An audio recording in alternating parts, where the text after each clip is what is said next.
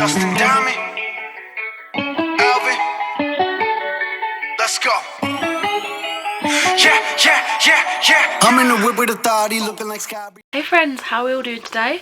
Today I thought I'd share with you a little book haul. These are some of the books I got in a recent trip to Brighton, as well as some books that I ordered over on Blackwell's Bookshop. So without any further ado, let's get started. So the first book I got, this is from my little Brighton trip, and the first two really are graphic novels. To start with that, I have Ice Cream Man. This is by W. Maxwell Prince and all the illustrators, the colorists, the letterists as well. And I feel like I might have seen this somewhere before, but I can't remember much about this other than what it says in the back, so let's get into that. Chocolate, vanilla, existential horror. There's a flavour for everyone's misery. Ice Cream Man is a genre-defying series of desperate tales of sorrow, wonder and redemption. Each instalment features its own cast of strange characters dealing with their own special Sundays of suffering. And on the periphery of them all, like the twinkly music of his colourful truck, is the Ice Cream Man, weaver of stories, purveyor of sweet treats. Friend, foe, god, demon. The man who, with the snap of his fingers lickety-split, can change the course of your life forever. So it is a horror, like, I would call it like a short story collection, and just a quick little flick through of some of the art. I'm really looking forward to getting started on this one. Then another kind of horror vibe. This is a series I've been wanting to read for quite some time actually, and both of these I think they were from Forbidden Planet when I went to Brighton. So that was my first time in Forbidden Planet and it was amazing. I think I did a little vlog. It might have been a TikTok vlog, so my TikTok is always linked in the description as well if you want to check that out. Anyway, this is volume 1 of I Hate Fairyland by Scotty Yalliams, called Madly Ever After. I remember when this was making the rounds over on Booktube a good few years ago, and I really wanted to get it, but I just didn't get around to it in the end, so I finally decided to pick it up and treat myself this time round. This is how the back cover looks, and it just says here, once upon a time in Fairyland there was a girl who hated the place and did messed up stuff like this. Pretty gross, right? I Hate Fairyland is a fairy tale like adventure that smashes its cute little face against hilariously violent comedy that's definitely not a bedtime story for the kiddies. Unless your parents are super cool or don't screen your entertainment, then whatever. Join Gert, a grown-up in a 6-year-old girl's body who has been stuck in the magical world of Fairyland for nearly 30 years on a maddening quest to return home. It's just her, a fly named Larry, and a battle axe against sluglords, mushroom men, zombie fawns, barbarians, her nemesis, Queen Claudia, and even more insanity. It kind of sounds like Bizarro, which I'm really looking forward to getting into. And then the last book from my trip to Brighton, this came from Waterstones, and the Waterstones there was massive. I absolutely loved it. I decided to pick up a copy of Tender is the Flesh by Augustina Basterriccia, and this is a horror literary fiction, is what I believe it to be anyway. If everyone was eating human meat, would you? Marcos is in the business of slaughtering humans, only no one calls them that. He works with numbers, consignments, processing. One day he's given a specimen of the finest quality. He leaves her tied up in an outhouse, a problem to be disposed of later. But she haunts Marcos. Her trembling body and watchful gaze seem to understand. And soon he becomes tortured by what has been lost and what might still be saved.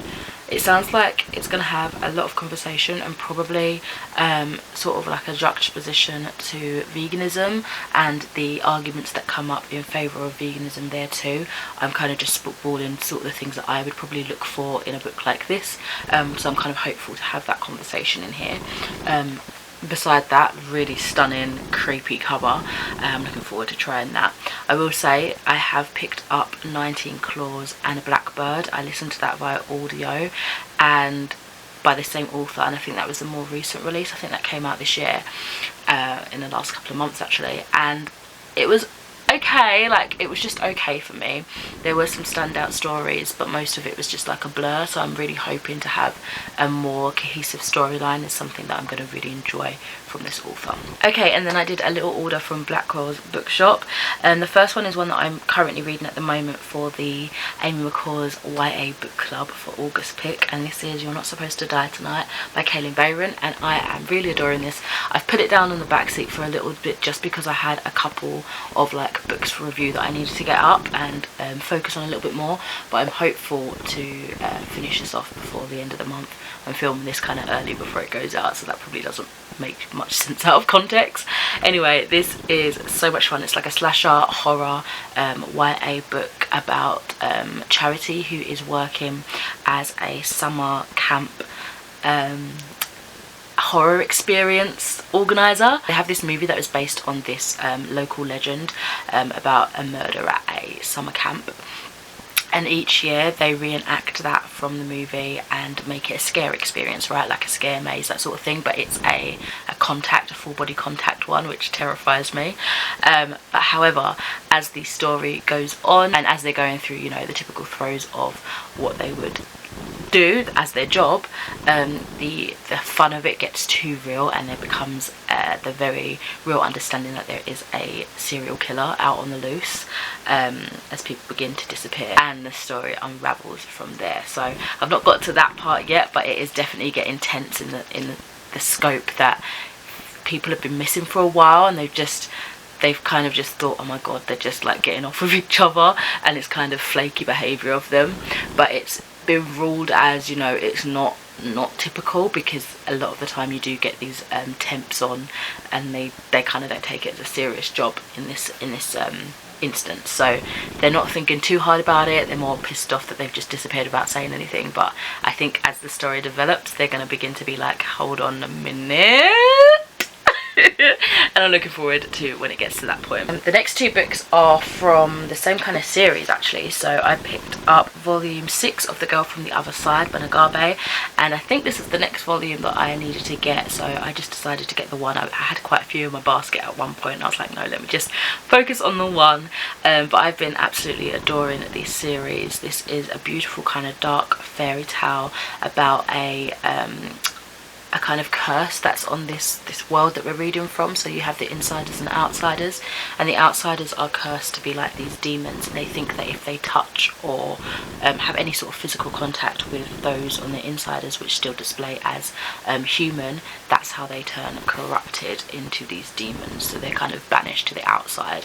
However, you have this beautiful relationship and friendship and kind of just caregiving relationship between a teacher, who is one of the outsiders and he looks very demonic, and this clearly little girl who's an insider, but she's found herself on the outside, so he is looking after the little girl Shiva.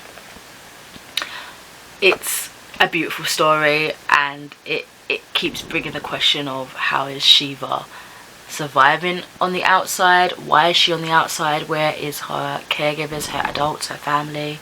And yeah, it's just a fantastic series, so I'm really looking forward to continuing on with this one. And then lastly, the author for this book actually reached out to me via my email and asked if I'd be interested in reading this one, and that was very kind of them, so thank you so much, Joshua Hershey. So this is a book that I actually did an unboxing for on TikTok and Instagram as well, but it is marketed as Christian fantasy. I did ask before, is it like heavily religious? Because personally I'm more spiritual than religious, so I wanted to sort of see what sort of themes made it marketable as Christian, and if anybody else could just read it and enjoy it.